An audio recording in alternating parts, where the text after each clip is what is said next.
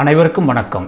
இந்த பதிவில் நம்ம பார்க்க போகிறது ஸ்டாண்டர்ட் ஆப்ரேட்டிங் ப்ரொசீஜர், ஷார்ட்டாக எஸ்ஓபின்னு சொல்லுவோம். சில தினங்களுக்கு முன்னாடி ஒரு நண்பர் கமெண்ட்ஸில் கேட்டிருந்தார், எஸ்ஓபியை பற்றி ஒரு வீடியோ போடுங்க அப்படின்னு சொல்லிட்டு. எனக்கு ரொம்ப ஆச்சரியமாக இருந்துச்சு. எனக்கு கம்பெனிஸ் எல்லாத்துலேயுமே எஸ்ஓபின்றது ஒரு சாதாரண விஷயம். எந்த ஆப்ரேஷன் எடுத்துட்டாலும் ஒரு ஸ்டாண்டர்ட் ஆப்ரேட்டிங் ப்ரொசீஜர் நம்ம வச்சுருப்போம். இதுக்காக ஒரு வீடியோ தேவையா அப்படின்னு சொல்லி பார்த்தேன். அப்புறம் இதை பற்றி இன்னும் கொஞ்சம் ரிசர்ச் பண்ணும்போது நிறைய விஷயங்கள் தெரிய வந்துச்சு. சரி, ஓகே, இது ஒரு வீடியோ போடுற அளவுக்கு இதில் விஷயம் இருக்குது அப்படின்றனால இந்த வீடியோ போடுறோம். முதல்ல ஸ்டாண்டர்ட் ஆப்ரேட்டிங் ப்ரொசீஜர் அல்லது எஸ்ஓபினா என்னன்னு தெரிஞ்சுக்கும். எஸ்ஓபின்றது ஒரு டாக்குமெண்ட். இதில் பார்த்தீங்கன்னா ஸ்டெப் பை ஸ்டெப் இன்ஸ்ட்ரக்ஷன் கொடுத்துருப்பாங்க. உங்களுடைய பிளான்ட்டோட ஆப்ரேஷன் டீமோ இல்லை மெயின்டெனன்ஸ் டீமோ எப்படி ஒரு ஸ்பெசிஃபிக் டாஸ்க்கு, அதாவது ஒரு ஆப்ரேஷன் எப்படி பண்ணுறது அப்படின்றத தெளிவாக இந்த எஸ்ஓபியில் கொடுத்துருப்பாங்க. எஸ்ஓபி பெரும்பாலும் ரொட்டீன் ஆப்ரேஷன்ஸ்க்காக நம்ம யூஸ் பண்ணுவோம். நான் ரொட்டீன் ஆப்ரேஷன்ஸ்க்கு என்ன சார் யூஸ் பண்ணுறது? அதுக்கு ஒர்க் பெர்மிட் நம்ம யூஸ் பண்ணுவோம். எஸ்ஓபியை பொறுத்த வரைக்கும் அது என்ன பண்ணணும், எப்போ பண்ணணும், எப்படி பண்ணணும், யார் பண்ணணும் தெளிவாக கொடுத்துருக்கும். சில பேர் எஸ்ஓபியை சேஃப் ஆப்ரேட்டிங் ப்ரொசீஜர்னு புரிஞ்சுக்கிறாங்க. சேஃப் ஆப்ரேட்டிங் ப்ரொசீஜர்ன்றது ஒன்றும் கிடையாது. அதாவது ஒர்க் மெத்தட் ஸ்டேட்மெண்ட்டு இல்லை சேஃப் ஒர்க் ப்ரொசீஜரை தான் சேஃப் ஆப்ரேட்டிங் ப்ரொசீஜர்னு சொல்லுவாங்க. இதுக்கும் ஸ்டாண்டர்ட் ஆப்ரேட்டிங் ப்ரொசீஜருக்கும் நிறைய வித்தியாசம் இருக்குது. சேஃப் ஆப்ரேட்டிங் ப்ரொசீஜர் பார்த்தீங்கன்னாக்கா ஒரு வேலையில் என்னென்ன ரிஸ்க் இருக்குது, அதில் எப்படி நம்ம கண்ட்ரோல் பண்ணுறது அப்படின்றது ஸ்டெப் பை ஸ்டெப்பாக கொடுத்துருப்பாங்க. இப்போ ஃபார் எக்ஸாம்பிள் பார்த்தீங்கன்னாக்கா ஒரு மிஷினை ஆப்ரேட் பண்ணுறீங்க, இல்லை ஒரு எக்யூப்மெண்ட்டை ஆப்ரேட் பண்ணுறீங்க, ஒரு கிரேனை ஆப்ரேட் பண்ணுறீங்க, லிஃப்டிங் பிளான் தயார் பண்ணுறீங்க அப்படின்னாக்கா எஸ்ஓபி அதுக்கு இருக்கும். இதில் பார்த்தீங்கன்னாக்கா என்னென்ன ஸ்டெப்ஸ் இருக்குது அப்படின்றது கொடுத்துருப்பாங்க. என்னென்ன ஹசார்ட்ஸு, என்னென்ன ப்ரிகாஷன்ஸ் வேணும், அப்புறம் ஆப்ரேட் பண்ணுறதுக்கு முன்னாடி என்னென்ன சேஃப்டி செக்ஸ் பண்ணணும், என்னென்ன பிபி தேவைப்படும், அப்புறம் ஸ்டெப் பை ஸ்டெப் ப்ரொசீஜர், இது எல்லாமே சேஃப் ஆப்ரேட்டிங் ப்ரொசீஜரில் கொடுத்துருப்பாங்க. ஸ்டாண்டர்ட் ஆப்ரேட்டிங் ப்ரொசீஜர்ன்றது எந்த டிபார்ட்மெண்ட்டுக்கும் அப்ளை ஆகும். இப்போ ஒரு ஃபைனான்ஸ் டிபார்ட்மெண்ட்டுன்னு வச்சுக்கோங்களேன், பெட்டி கேஷ் மேனேஜ்மெண்ட்டுக்கு அவங்க ஸ்டாண்டர்ட் ஆப்ரேட்டிங் ப்ரொசீஜர் வச்சுக்கலாம். இப்போ ஹெச்ஆர் டிபார்ட்மெண்ட் பார்த்தீங்கன்னாக்கா செக்யூரிட்டி அரேஞ்ச்மெண்ட்ஸுக்கு எஸ்ஓபி ஃபார் செக்யூரிட்டி அரேஞ்ச்மெண்ட்ஸ் அப்படின்னு சொல்லிட்டு ஒரு எஸ்ஓபி வச்சுக்கலாம். குவாலிட்டியை பொறுத்த வரைக்கும் எஸ்ஓபி வச்சுக்கலாம். மெயின்டெனன்ஸை பொறுத்த வரைக்கும் எஸ்ஓபி அவங்களுக்கு தனியாக இருக்கும். ஆப்ரேஷன்ஸை பொறுத்த வரைக்கும் தனி எஸ்ஓபி இருக்கும். ஸோ ஸ்டாண்டர்ட் ஆப்ரேட்டிங் ப்ரொசீஜர் அப்படின்றது எந்த டிபார்ட்மெண்ட்டுக்கும் அப்ளை ஆகும்.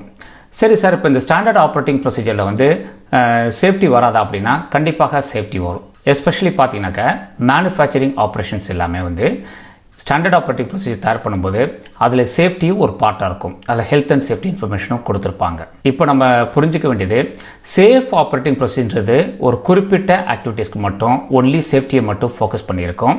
ஸ்டாண்டர்ட் ஆப்ரேட்டிங் ப்ரொசீஜர்ன்றது எல்லாத்துக்குமே அப்ளை ஆகும். எல்லா டிபார்ட்மெண்ட்டு எல்லா ஆக்டிவிட்டீஸ்க்குமே அப்ளை ஆகுங்க. எஸ்ஓபி எதுக்காக தேவைப்படுது? இப்போ ஐஎஸ்ஓ எடுத்துட்டிங்கன்னா especially ISO 45001 8.1 operational planning and control அப்படின்னு கொடுத்துருப்பாங்க. இந்த கிளாஸில் ஒரு டாக்குமெண்டட் இன்ஃபர்மேஷனாக எஸ்ஓபி தேவைப்படும். எப்படி நீங்கள் டிசைர்டு ரிசல்ட்ஸை அச்சீவ் பண்ண போகிறீங்க அப்படின்றது இதில் கொடுத்துருப்பாங்க. ப்ராசஸ் சேஃப்டி மேனேஜ்மெண்ட் எடுத்துட்டிங்கனாக்கா ஆப்ரேஷனல் ப்ரொசீஜர்ன்றது ஒரு தனி எலமெண்ட்டாகவே இருக்கும். ஏற்கனவே நம்ம சொல்லியிருக்கோம், ஒர்க் பெர்மிட்டுக்கு மாற்றாக ரொட்டீன் டாஸ்க் எஸ்ஓபி வச்சு தான் நம்ம பண்ணுவோம்.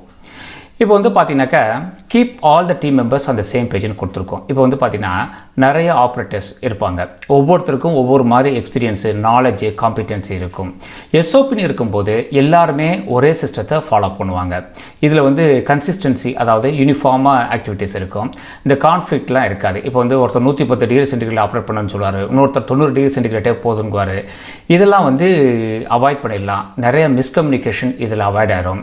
அதே மாதிரி பார்த்தீங்கன்னாக்கா எஸ்ஓபியில் ஹெல்த் அண்ட் சேஃப்டியை பொறுத்த வரைக்கும் என்னென்ன நீங்கள் ஃபாலோ பண்ணணும்னு தெளிவாக கொடுத்துருப்பாங்க. அதனால் ஒருத்தர் நார்மல் ஸ்டாண்டர்ட் ஆப்ரேட்டிங் ப்ரொசீஜரை ஃபாலோ பண்ணாவே ஆட்டோமேட்டிக்காக சேஃப்டியும் ஃபாலோ பண்ணிடுவார். இதில் பார்த்தீங்கன்னாக்கா எஸ்ஓபியில் ரெஸ்பான்சிபிலிட்டி கொடுத்துருப்பாங்க. அதாவது ஒரு ரிஃபைனர்னு எடுத்துக்கோங்களேன், ஷிஃப்ட் எக்ஸிக்யூட்டிவ் என்ன பண்ணணும், ப்ரொடக்ஷன் மேனேஜர் என்ன பண்ணணும், ஆப்ரேட்டர் என்ன பண்ணணும், கான்ட்ராக்ட் டாக்குமெண்ட் என்ன பண்ணணும், இது எல்லாமே கொடுத்துருப்பாங்க. கடைசியாக பார்த்தாக்க ஆர்கனைசேஷனல் நாலேஜ். இது என்ன அப்படின்னாக்கா, இப்போ உங்கள் கம்பெனியில் ஒரு 30 இயர்ஸ் எக்ஸ்பீரியன்ஸ் உள்ள ஒரு ஆப்ரேட்டர் இருக்கார். அவர் கம்பெனியை விட்டு போயிடறாரு, இல்லை ரிசைன் பண்ணிட்டு போயிடறாரு, இல்லை ரிட்டையர் ஆகிறார் அப்படின்னாக்கா அவரோட நாலேஜ் எல்லாமே அவருடைய போயிடும். இந்த எஸ்ஓபின்னு இருந்தாக்க யார் இருந்தாலும் இல்லாட்டியும் சிஸ்டம் இருக்கும். எஸ்ஓபியில் 2 டைப்பு மேஜராக இருக்குங்க. ஒன்று சிம்பிள் ஸ்டெப்ஸ் ஃபார்மேட்டு சொல்லுவாங்க. அதாவது ஒரு வேர்டு டாக்குமெண்ட் மாதிரி சிம்பிளாக புல்லட்டட் பாயிண்ட்ஸாக ரொம்ப ஈஸியாக எளிமையாக இருக்கும். ரெண்டாவது பார்த்தீங்கன்னாக்கா ஃப்ளோ சார்ட் இல்லைன்னா ஒர்க் ஃப்ளோ ஃபார்மேட்டுன்னு சொல்லுவாங்க. அதாவது ஒரு ஃப்ளோ சார்ட் மாதிரி இருக்கும். இது எந்த மாதிரி சந்தர்ப்பத்தில் யூஸ் பண்ணுவாங்க அப்படின்னாக்க, ஒரு மல்டிபிள் அவுட்கம்ஸ், அதாவது 110 டிகிரிக்கு மேலே போனாக்க என்ன பண்ணணும், அதுக்கு கீழே வந்தால் என்ன பண்ணணும், இந்த விவரங்கள் எல்லாமே வந்து ஃப்ளோ சார்ட் மாதிரி போட்டிங்கனாக்க ஈஸியாக இருக்கும். இதை தான் ஃபாலோ பண்ணணும், அதை தான் ஃபாலோ பண்ண கிடையாது. நம்மளுடைய ஆர்கனைசேஷனுக்கு, கம்பெனிக்கு எது உகந்ததோ அதை நம்ம ஃபாலோ பண்ணலாம். ஃப்ளோ சார்ட் எஸ்ஓபின்னு சொல்கிறதுக்கு ஒரு எக்ஸாம்பிள் இங்கே பாருங்கள். ஒரு எஸ்ஓபி தயார் பண்ணும்போது என்னென்ன நம்ம மனசில் வச்சுட்டு தயார் பண்ணணும். முதல்ல வந்து அந்த எஸ்ஓபி எதுக்காக நம்ம தயார் பண்ணுறோம், எதை அச்சீவ் பண்ணுறதுக்காக நம்ம தயார் பண்ணுறோம் அப்படின்றது தெளிவாக இருக்கணும். இப்போ வந்து பார்த்தீங்கன்னாக்கா ஒரு ரா மெட்டீரியல் இருக்குது, அதை ஃபினிஷ்டு ப்ராடக்ட்ஸாக கொண்டு வராங்க. அதுக்கு வந்து ஒரு எஸ்ஓபி வந்து தயார் பண்ணுறாங்க.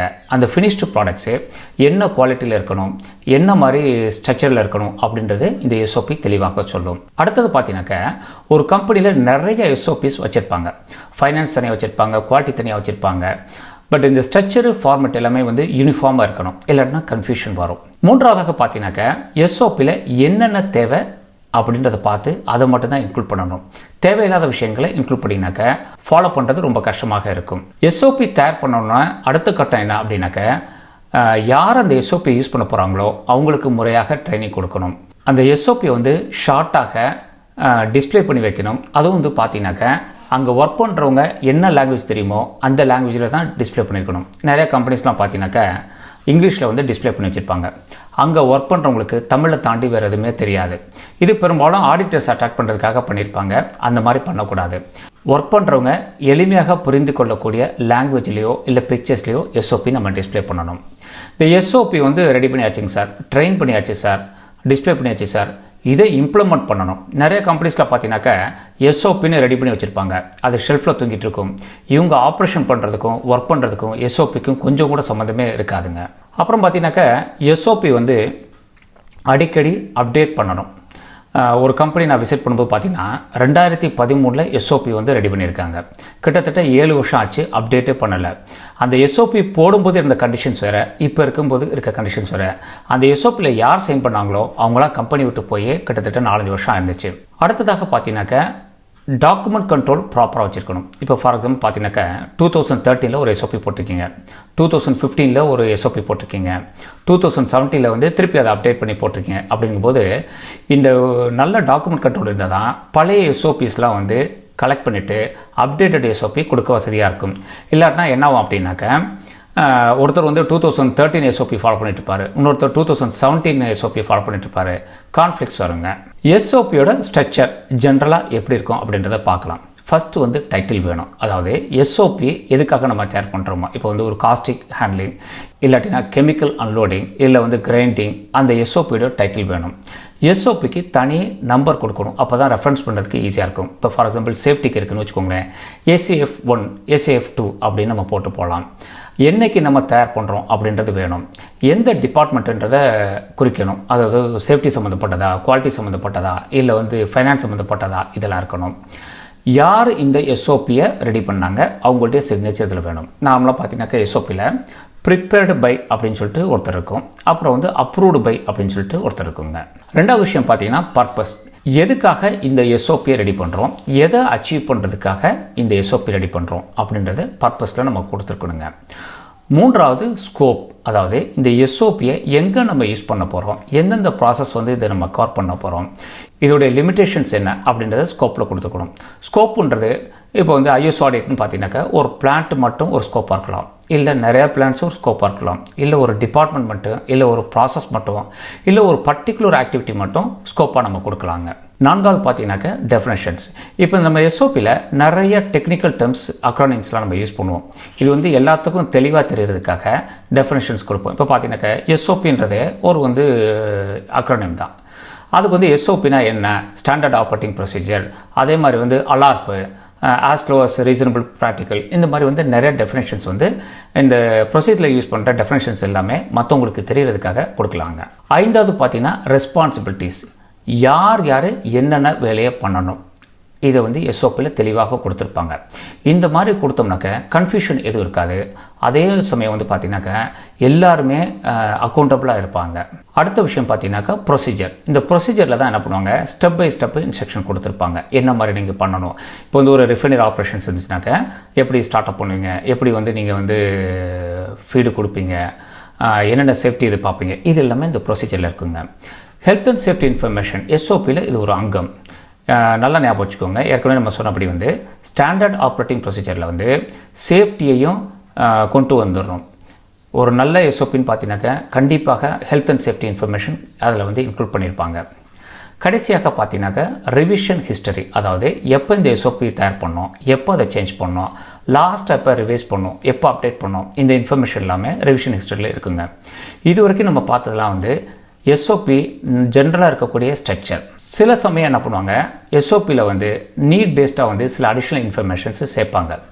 இந்த எஸ்ஓபியில் பார்த்தீங்கன்னாக்கா இங்கே கொடுத்துருக்க விஷயங்கள்லாம் பார்த்தீங்கன்னாக்கா பிஎஸ்எம்மில் நீங்கள் பண்ணும்போது ஆப்ரேட்டிங் ப்ரொசீஜரில் இந்த இன்ஃபர்மேஷன்ஸ்லாம் கண்டிப்பாக கொடுத்துருக்கணும். அதாவது வந்து ஸ்டார்ட் அப் பண்ணும்போது என்னென்ன பண்ணுறீங்க, ஆப்ரேட் பண்ணும்போது என்னென்ன பண்ணுறீங்க, எமர்ஜென்சியை ஷட் டவுன் பண்ணிங்கன்னா என்ன பண்ணுவீங்க, எமர்ஜென்சி ஆப்ரேஷன்ஸ் என்ன பண்ணுவீங்க, நார்மல் ஷட் டவுன் என்ன பண்ணுவீங்க, இப்போ வந்து ஒரு எமர்ஜென்சி ஷட் டவுன் பண்ணிட்டீங்க, இல்லை வந்து ஒரு பெரிய மேஜர் ஷட் டவுன் பண்ணி ஒர்க்லாம் பண்ணியிருக்காங்க அப்படின்னாக்கா திருப்பி ஸ்டார்ட் பண்ணும்போது என்னென்ன வந்து சேஃப்டி ப்ரிகாஷன்ஸ் பண்ணணும் இதெல்லாம் கொடுத்துருப்பாங்க. ப்ளஸ் வந்து ஆப்ரேட்டிங் லிமிட்ஸ், எந்த ரேஞ்சுக்கு வந்து நம்ம ஆப்ரேட் பண்ணலாம், எவ்வளோ டெம்பரேச்சர் இருக்கணும், எவ்வளோ ப்ரெஷர் இருக்கணும். சப்போஸ் வந்து இதை தாண்டி போச்சு அப்படின்னாக்கா, டெம்பரேச்சர் வந்து எக்ஸஸாக போச்சுனாக்கா, இப்போ வந்து பாய்லர் யூஸ் பண்ணுறீங்க, அதில் எவ்வளோ டெம்பரேச்சர் கொடுத்துருக்காங்களோ அதை தாண்டி போச்சுனாக்கா இமீடியட்டாக நீங்கள் என்ன பண்ணணும், இது எல்லாமே இந்த ஆப்ரேட்டிங் லிமிட்ஸில் கொடுத்துருப்பாங்க. எஸ்ஓபியை பொறுத்த வரைக்கும் எனக்கு தெரிஞ்ச விஷயங்களை இது இங்கே வந்து நான் சொல்லியிருக்கேன். இதில் வந்து சாம்பிள் எதுவுமே நான் அட்டாச் பண்ணல. நீங்கள் கூகுளில் போய் சர்ச் பண்ணாவே நிறைய கம்பெனிஸோட சாம்பிள் எஸ்ஓபிஸ்லாம் உங்களுக்கு கிடைக்கும். உங்களுக்கு என்ன மாதிரி சாம்பிள் வேணுமோ அதை வந்து நீங்கள் யூஸ் பண்ணிக்கலாம். நான் ஏற்கனவே கொடுத்துருக்கேன் இந்த எஸ்ஓபியில் என்னென்ன வந்து தேவைப்படும் அப்படின்னு. அது இல்லாமல் அடிஷனாவோ டெலிஷனாவோ நீங்கள் வந்து உங்களுக்கு தகுந்தாப்பில் உங்கள் கம்பெனிக்கு தகுந்தாப்பில் பண்ணிக்கலாம். நீங்கள் நன்றி, வணக்கம்.